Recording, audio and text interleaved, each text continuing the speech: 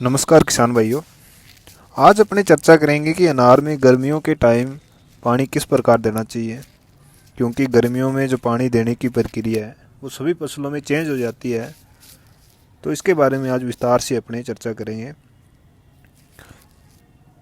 जैसा कि किसान भाई आप जानते हैं, अगर अनार को इस धूप से बचा लेते हैं या इस समय अनार के बगीचे में आप सही तरीके से देखभाल कर लेते हैं तो आगे आने वाले समय में अनार का पौधा अच्छी फ्लोरिंग लेता है।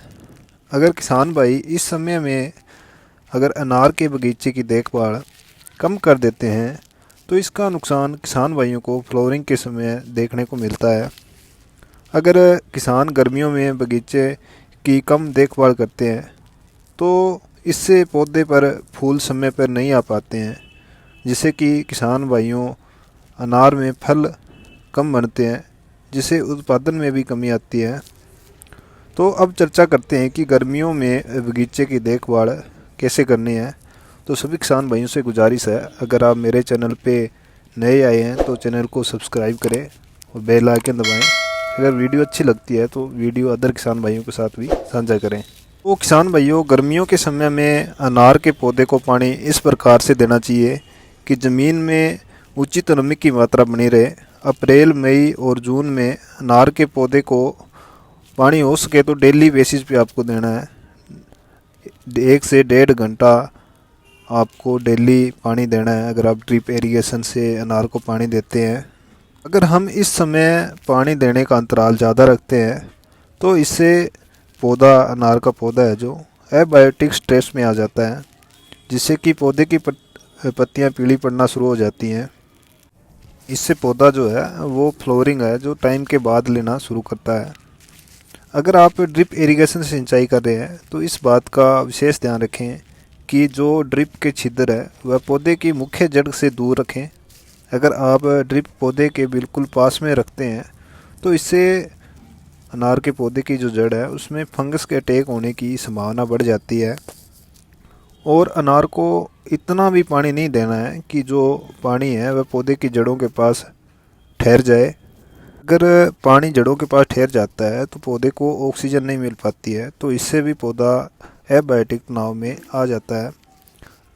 अगर आपके बगीचे में पानी की कमी है तो आप मल्चिंग करके भी ज़मीन की नमी की मात्रा को बनाए रख सकते हैं। तो जानते हैं कि मल्चिंग होती क्या है। तो गर्मियों के मौसम में किसान भाई पौधों को बचाने व नमी की मात्रा को उचित बनाए रखने के लिए मल्चिंग का सहारा लेते हैं जहाँ पे पानी की कमी होती है।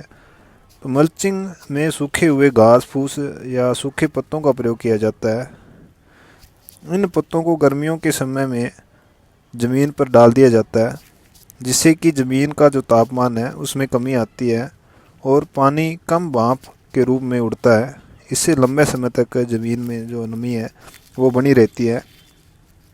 और दूसरी बात, किसान भाइयों को पानी देने का जो समय रखना है वह सुबह या शाम का रखना है, जिससे कि अनार का पौधा है वह एकदम से तनाव में नहीं आएगा और पौधे में सुबह व शाम के समय में वाष्पोत्सर्जन की क्रिया कम होती है, जिससे कि वह पानी की हानि कम होती है। जो भी पानी देते हैं वो ज़्यादा पौधे को मिल पाता है। तो किसान भाइयों, आपकी जानकारी के लिए बता दें कि जो भी आप फसल या पौधे में पानी दे रहे हैं उसका 98% हिस्सा पौधे वाष्पोत्सर्जन के रूप में हवा में उड़ा देते हैं। पौधा केवल 2% ही जो पानी होता है उसका इस्तेमाल भोजन बनाने में करता है। तो 98% वाटर को वह वेस्ट कर देता है, हवा में उड़ा देता है। और दूसरी इस बात का ध्यान रखना है किसान भाइयों को कि नियमित रूप से आपको बगीचे के राउंड लगाने हैं सुबह सुबह। कहीं पर भी कोई दिक्कत आती है तो आप कंस्ट्रेट से आप पूछ सकते हैं। तो उम्मीद है सभी किसान भाइयों को वीडियो पसंद आई होगी। धन्यवाद। राम राम सभी किसान भाइयों को।